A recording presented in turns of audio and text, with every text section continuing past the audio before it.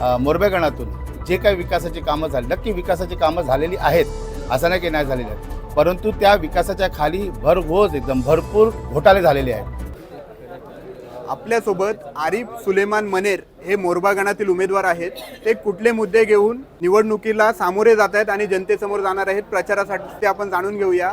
Sir नमस्कार, आपण कुठले प्रचाराचे मुद्दे घेऊन जनतेसमोर जाणार आहात? सर्वप्रथम मी उद्धव बाळासाहेब ठाकरे पक्षाचे पक्षप्रमुख श्री उद्धव बाळासाहेब ठाकरे यांचा मी आभार व्यक्त करतो की त्यांनी मला ही संधी दिली आणि माझे सहकारी जे जिल्हा प्रमुख आहेत, तालुका प्रमुख आहेत, त्यांनीही मला संधी दिली आणि नक्कीच याबद्दल मी सांगेन की आज मोरबे गणातून जे काही विकासाची कामं झाली, नक्की विकासाची कामं झालेली आहेत, असं नाही की नाही झालेली आहेत, परंतु त्या विकासाच्या खाली भरघोस एकदम भरपूर घोटाळे झालेले आहेत आणि ते घोटाळ्यामुळं त्याची परिस्थिती फार गंभीर आहे.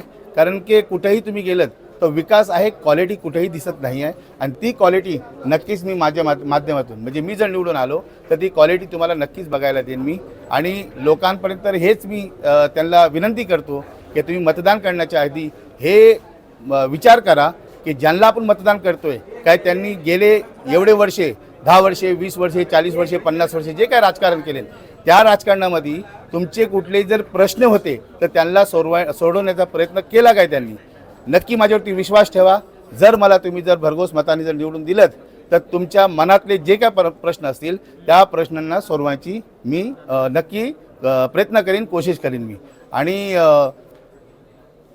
दुसरा विषय असा आहे की लोक म्हणतात की बाबा ते मोठे पार्टीवाले आहेत. उद्धव बाळासाहेब ठाकरे हा पक्ष संपलेला नाही आहे, कारण की मुंबईमध्ये तुम्ही त्याचा रिझल्ट बघितलेला आहात आणि पुढेही रिझल्ट नक्की बघाल तुम्ही. धन्यवाद. जय महाराष्ट्र. तर हे होते आपल्यासोबत मनेर साहेब. त्यांनी सांगितलेलं आहे की मोरबा गणामध्ये विकास झाला पण मोठ्या प्रमाणामध्ये घोटाळे झाले. तर घोटाळ्याबाबत आपण जे मॉडेल आहे म्हणजे जे घोटाळे झालेले ते जनतेसमोर आणणार आहोत आणि आम्ही मतदान मागणार आहोत.